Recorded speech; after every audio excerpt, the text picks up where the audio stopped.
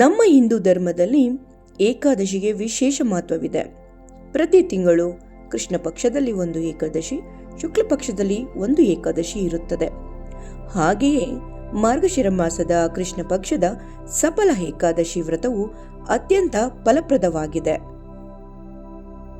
ಹಾಗಿದ್ದರೆ ಬನ್ನಿ, ಈ ಒಂದು ಸಫಲ ಏಕಾದಶಿಯ ಮಹತ್ವವೇನು, ವಿಶೇಷತೆ ಏನು, ಹಾಗೆ ಮುಹೂರ್ತ ಯಾವುದು, ಮತ್ತೆ ಇದರ ಪೂಜೆ ವಿಧಾನ, ಹಾಗೆ ಪಠಿಸಬೇಕಾದಂಥ ಮಂತ್ರಗಳು ಯಾವುವು ಎಂಬುದನ್ನು ಈ ವಿಡಿಯೋದಲ್ಲಿ ಸಂಕ್ಷಿಪ್ತವಾಗಿ ನೋಡೋಣ. ಅದಕ್ಕಿಂತ ಮುಂಚೆ ಯಾರೆಲ್ಲ ಮೊದಲ ಬಾರಿ ನನ್ನ ವಿಡಿಯೋ ವೀಕ್ಷಣೆ ಮಾಡ್ತಾ ಇದ್ದೀರೋ ಸಬ್ಸ್ಕ್ರೈಬ್ ಮಾಡಿಕೊಂಡು ವಿಡಿಯೋನ ಪೂರ್ತಿಯಾಗಿ ನೋಡಿ, ನಿಮ್ಮ ಪ್ರೀತಿಪಾತ್ರರಿಗೆ ವಿಡಿಯೋನ ಶೇರ್ ಮಾಡಿ, ಹಾಗೆ ವಿಷ್ಣುವಿನ ಕೃಪಾ ಕಟಾಕ್ಷಗೆ ನೀವೆಲ್ಲರೂ ಭಾಗಿಯಾಗಿ. ಸಫಲ ಎಂದರೆ ಅದರಲ್ಲೇ ಇರುವ ಹಾಗೆ ಸಮೃದ್ಧಿ. ಆದ್ದರಿಂದ ಈ ಏಕಾದಶಿಯು ಜೀವನದಲ್ಲಿ ಪ್ರಗತಿ, ಯಶಸ್ಸು ಮತ್ತು ಏರಳವಾದ ಸಮೃದ್ಧಿಯನ್ನು ಬಯಸುವವರಿಗೆ ವಿಶೇಷವಾಗಿ ಇದು ನಮಗೆ ಫಲವನ್ನು ಕರುಣಿಸಲಿದೆ. ಇದು ಸಮೃದ್ಧಿ, ಅದೃಷ್ಟ ಮತ್ತು ಸಾಧನೆಯನ್ನು ನೀಡುತ್ತದೆ. ಈ ದಿನದಂದು ವಿಷ್ಣು ಮತ್ತು ಕೃಷ್ಣನನ್ನು ಪೂಜಿಸುವುದು ವಾಡಿಕೆಯಾಗಿದೆ. ಏಕೆಂದರೆ ಶ್ರೀಕೃಷ್ಣನು ಉಪವಾಸ ಮಾಡುವ ವ್ಯಕ್ತಿಯ ಎಲ್ಲ ಆಸೆಗಳನ್ನು ಕೂಡ ಈಡೇರಿಸುತ್ತಾನೆ. ಸಫಲ ಏಕಾದಶಿಯಂದು ವಿಷ್ಣುವಿನ ಪೂಜೆ ಮತ್ತು ಉಪವಾಸ ಆಚರಣೆ ಜೀವನದ ಎಲ್ಲ ಕ್ಷೇತ್ರಗಳಲ್ಲಿಯೂ ಯಶಸ್ಸನ್ನು ತಂದುಕೊಡುತ್ತದೆ.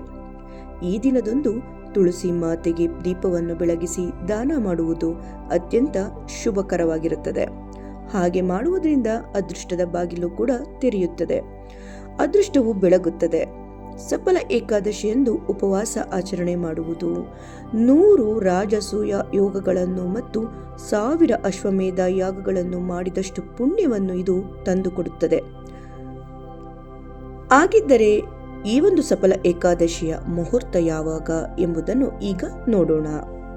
ಈ ಸಫಲ ಏಕಾದಶಿಯ ಮುಹೂರ್ತ ದಿನಾಂಕ ಯಾವುದೆಂದರೆ, ಇದು ಡಿಸೆಂಬರ್ 14 ಭಾನುವಾರ, ಅಂದರೆ ಈ ಸಂಜೆ 6:50ಕ್ಕೆ ಪ್ರಾರಂಭವಾಗಿ ಡಿಸೆಂಬರ್ 15 ಅಂದರೆ ನಾಳೆ ರಾತ್ರಿ 9:21ಕ್ಕೆ ಕೊನೆಗೊಳ್ಳುತ್ತದೆ.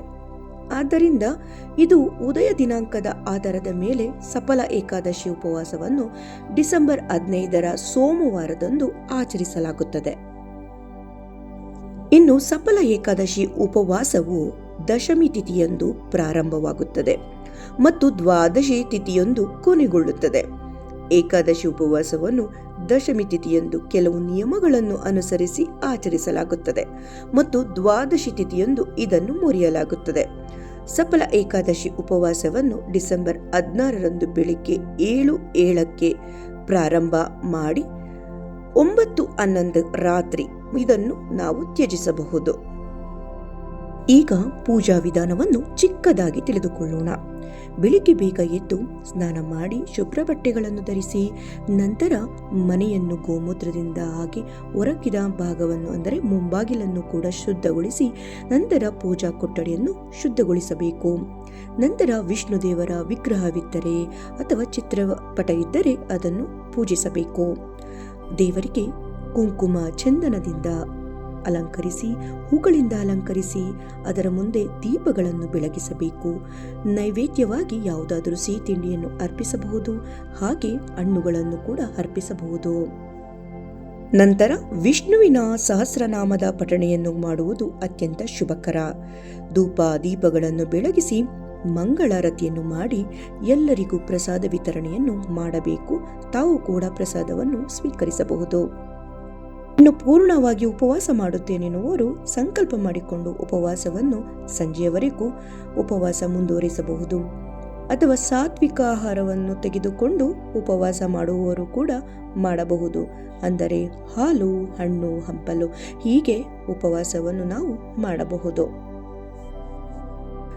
ಇನ್ನು ಯಶಸ್ಸಿಗಾಗಿ ಏನೆಲ್ಲ ಮಾಡಬೇಕು ಈ ಒಂದು ಏಕಾದಶಿಯಲ್ಲಿ ಎಂದರೆ, ಈ ಒಂದು ಏಕಾದಶಿಯಲ್ಲಿ ಹಳದಿ ಬಟ್ಟೆಗಳನ್ನು ದಾನ ಮಾಡುವುದು ಮತ್ತೆ ವಿಷ್ಣುವಿನ ವಿಗ್ರಹವನ್ನು ಸ್ಥಾಪಿಸಿ ಪೂಜೆ ಮಾಡುವುದು ತುಂಬಾನೇ ಒಳ್ಳೆಯದು. ಹಾಗೆ ಎಲ್ಲ ಕಾರ್ಯಗಳಲ್ಲೂ ಜಯಕ್ಕಾಗಿ ಹಿಟ್ಟಿನಿಂದ ಮಾಡಿದಂಥ ದೀಪದ ಆರಾಧನೆ ಮಾಡಿ ಬೆಳಗಿಸುವುದು, ಅಂದರೆ ಅಖಂಡ ಜ್ಯೋತಿ ಬೆಳಗಿಸಿದರೆ ತುಂಬಾನೇ ಒಳ್ಳೆಯದು. ಇನ್ನು ವೈವಾಹಿಕ ಸಮಸ್ಯೆ ಏನಾದರೂ ಇದ್ದರೆ ಅದರ ನಿವಾರಣೆಗಾಗಿ ಬಾಳೆ ಮರಕ್ಕೆ ಹಸಿರು ದಾರವನ್ನು ಕಟ್ಟಿ ಪೂಜಿಸಿ, ಇದು ದಾಂಪತ್ಯದಲ್ಲಿ ಸಾಮರಸ್ಯವನ್ನು ಹೆಚ್ಚಿಸುತ್ತದೆ. ಹಾಗೆ ಎಷ್ಟೇ ಶ್ರಮಿಸಿದರೂ ಫಲ ಸಿಗದೇ ಇದ್ದರೆ ವಿಷ್ಣುವಿಗೆ ಸಿಹಿ ಆಹಾರವನ್ನು ಅರ್ಪಿಸಿ ವಿಷ್ಣು ಸಹಸ್ರನಾಮ ಪಠಣೆ ಮಾಡಿ, ಇದರಿಂದ ಶೀಘ್ರ ಫಲ ದೊರೆಯುತ್ತದೆ. ಇನ್ನು ಈ ಒಂದು ಸಫಲ ಏಕಾದಶಿಯಂದು ಪಠಿಸಬೇಕಾದಂಥ ಮಂತ್ರಗಳನ್ನು ನೋಡೋಣ.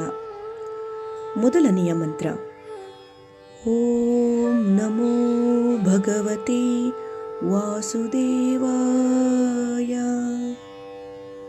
ಓಂ ನಮೋ ಭಗವತೆ ವಾಸುದೇವಾಯ. ಓಂ ನಮೋ ಭಗವತೆ ವಾಸುದೇವಾಯ. ಈ ಒಂದು ಮಂತ್ರವನ್ನು ಪಠಿಸುವುದು ತುಂಬಾನೇ ಶ್ರೇಷ್ಠಕರ. ಇನ್ನು ಮುಂದಿನ ಮಂತ್ರ: ಓಂ ಹ್ರೀಂ ಶ್ರೀಂ ಲಕ್ಷ್ಮೀ ವಾಸುದೇವಾಯ ನಮಃ.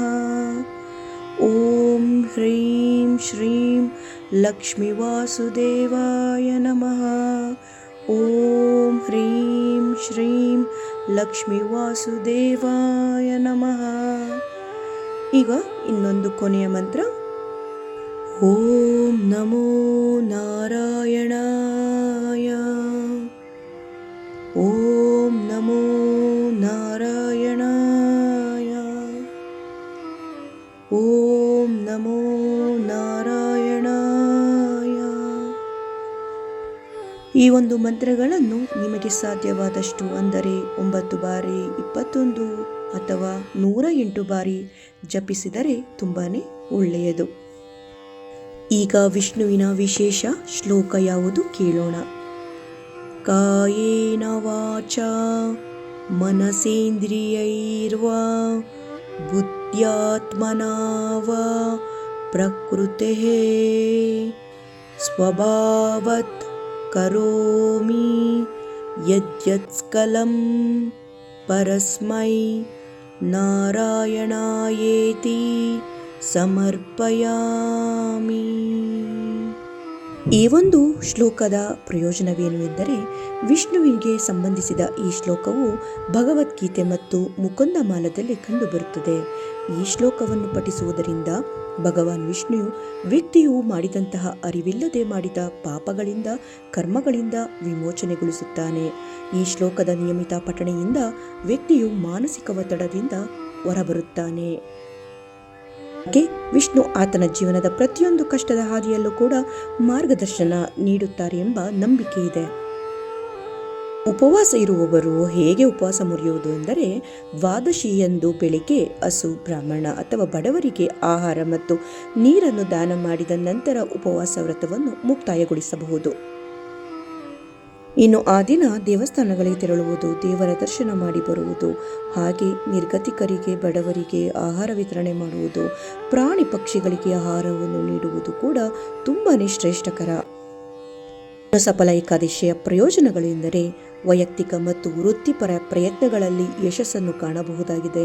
ಆರ್ಥಿಕ ಮತ್ತು ಭಾವನಾತ್ಮಕ ಹಿನ್ನಡೆಗಳನ್ನು ನಾವು ಸುಧಾರಿಸಿಕೊಳ್ಳಲು ಇದು ಸಹಾಯ ಮಾಡುತ್ತದೆ. ಮಾನಸಿಕ ಸ್ಪಷ್ಟತೆ ಮತ್ತು ಇಚ್ಛಾಶಕ್ತಿಯನ್ನು ಹೆಚ್ಚಿಸುತ್ತದೆ. ಹಾಗೆ ದೈವಿಕ ಆಶೀರ್ವಾದದೊಂದಿಗೆ ಹೊಸ ಯೋಜನೆಗಳ ಆರಂಭವನ್ನು ಮಾಡಲು ಇದು ಉತ್ತೇಜನ ನೀಡುತ್ತದೆ. ಹಾಗೆ ಇದು ಮಾನಸಿಕ ಶಾಂತಿಯನ್ನು ತಂದುಕೊಡುತ್ತದೆ, ನಕಾರಾತ್ಮಕತೆಯನ್ನು ದೂರ ಮಾಡುತ್ತದೆ. ಹಾಗೆ ಭಗವಂತನಲ್ಲಿ ನಮಗೆ ಆಳವಾದ ಭಕ್ತಿಯನ್ನು ಇದು ಹೆಚ್ಚಿಸುತ್ತದೆ. ಸಫಲ ಏಕಾದಶಿ ವ್ರತವು ಹೆಸರೇ ಸೂಚಿಸುವಂತೆ ಯಶಸ್ಸಿನ ದಾರಿಯನ್ನು ತೆರೆದುಕೊಳ್ಳಲು ಇದು ಒಂದು ಪವಿತ್ರ ದಿನವಾಗಿದೆ. ಭಕ್ತಿ, ಶ್ರದ್ಧೆ ಮತ್ತು ನಿಯಮ ಪಾಲನೆಯಿಂದ ಈ ವ್ರತವನ್ನು ಮಾಡಿದರೆ ಜೀವನದಲ್ಲಿ ಶುಭ ಫಲಗಳು ಖಂಡಿತವಾಗಿ ದೊರೆಯುತ್ತವೆ. ಈ ಒಂದು ವಿಡಿಯೋ ಹೇಗಿತ್ತೋ, ಈ ವಿಡಿಯೋ ನಿಮಗೆ ಇಷ್ಟ ಆಗಿದೆ ಅಂತ ನಾನು ಭಾವಿಸ್ತಾ ಇದ್ದೀನಿ.